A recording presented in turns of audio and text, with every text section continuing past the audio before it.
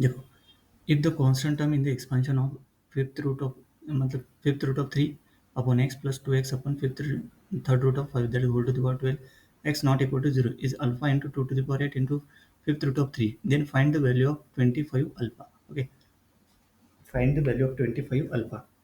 So अभी देखो,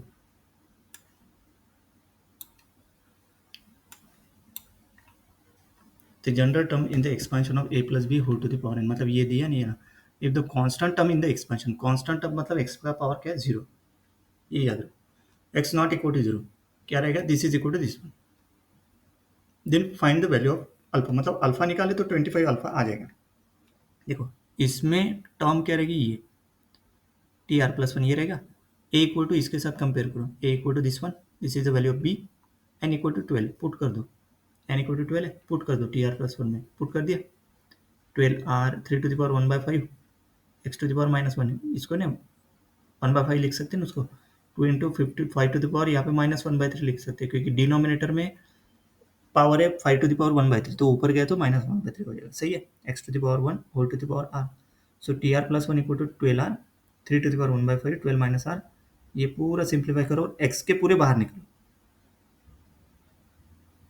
कैसे, यहाँ से X to the power -1 whole to the power 12 minus R, मतलब देखो 12 माइनस आर, यहाँ से कौन सा एक्स टू द पावर 1 मतलब X to the power R. देखो यहाँ ये बाकी 2 टू द पावर आर फिर 5 to the power one side लेके जाओ, तो ये X to the power -12 minus R और ये X to the power R. ये देखो, ये अपने को किसका कांस्टेंट टर्म, कांस्टेंट टर्म मतलब एक्स का कोई एक्सपोनेंट क्या रहेगा, 0. सही है. एक्स का एक्सपोनेंट 0 मतलब -12 minus R, -12 minus R plus R equal to 0.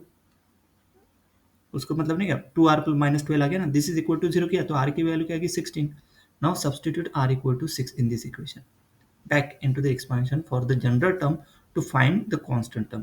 तो r equal to 6 plus 1 t7, तो कांस्टेंट टर्म में क्या पुट किया, 6. ये तो x का तो पावर 0 ही हो जाएगा, मतलब ये x को हटा ही दो तो वो बचे हुए टर्म में देखो, यहाँ पे देखो 12 माइनस 6/5, ये तो कट गया, x के टर्म कट करना है क्योंकि वो 6 पुट करने के बाद 0 ही आता है in general. Okay, then x to the power 0 1 constant हो जाएगा. 2 to the power 6 5 to the power -6/3, देखो ये किया यहाँ पे -6/3, तो इसका ये आ गया. अभी 12c6, तो 12c6 का सिंपलीफाई देखो, 12 फैक्टोरियल 6 फैक्टोरियल 6 फैक्टोरियल कॉम्बिनेशन का फॉर्मूला बाइनोमियल कोएफिशिएंट, तो उसका आंसर कितना 924 था. Simplify the power of 3 and 5, 3 to the power क्या है 6/5 है, और यहाँ पे 2 टू द पावर 6 है, और 5 को 6/5 को लिख सकते हैं 1 प्लस 1/5 मतलब 3 इंटू 3 टू द पावर 1/5 मतलब फिफ्थ रूट ऑफ 3. तो 5 टू द पावर -2 को लिख सकते हैं 1/25, तो पुट कर देंगे वो पूरे के टर्म. देखो 926 मतलब इसकी जगह पुट किया, 3 टू द पावर 6/5 की जगह मतलब ये पुट किया, फिर 2 टू द पावर 6 वैसे के वैसे ही, फिर 5 टू द पावर -2 को 1/25, तो इसको सॉल्व करने के बाद ये आ गया divide by 25 2 to the power 6 fifth root of 3.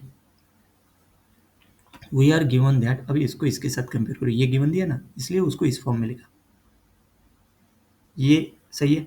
यहाँ पे 2 टू द पावर 8 है, यहाँ पे 2 टू द पावर क्या है 6 है ना. तो इक्वलिटी के हिसाब से अगर कंबाइन किया तो यहाँ पे अपने को नहीं कि multiplying and divide by in general नहीं कि यहाँ पे 2 टू 4 से करो, मल्टीप्लाइंग डिवाइड बाय 4 करो, वो 2 टू द पावर 8 हो जाएगा, मतलब 24 इंटू 10 करना, मतलब 4 करना पड़ेगा 100 इन जनरल. देखो यहाँ पे ना करते हुए नहीं कि अल्फा निकाला है, तो देखो यहीं से डायरेक्ट कट किया तो भी चलेगा, नहीं तो कंपेयर करके कैसे कर सकते हैं उसको, कंपेयर करके कैसे निकाल सकते हो अल्फा, देखो सही है, यही से कंपेयर करो. 2772 अपॉन 25 इंटू 4 करो, और इंटू यहाँ पे 2 square into 2 to the power 6 कर सकते हैं ना, 2 स्क्वायर मतलब 4 4 4 कट हो जाएगा, into fifth root of 3 equal to alpha into 2 to the power 8 into fifth root of 3.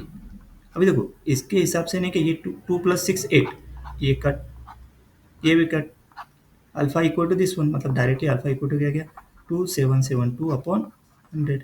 देखो नीचे पूरा सिंप्लीफाई किया इसको, see alpha equal to 2772 upon 100. We asked to find the value of 25 alpha, alpha ये आ गया, सो 25 अल्फा क्या आ गया डिवाइड बाई, फिर से इसको 25 कर दो, मतलब नहीं मतलब ये 100 तो मल्टीप्लाइंग बाय 25 करेंगे ना, सॉरी अल्फा यहाँ पे पुट करने पर मल्टीप्लाइंग बाय 25 करेंगे अल्फा, तो 25 alpha equal to 2772 divide by 4, तो डिवाइड बाय 4 करने के बाद इसका आंसर क्या था 693। तो 693 is the final answer of this question. Clear. Next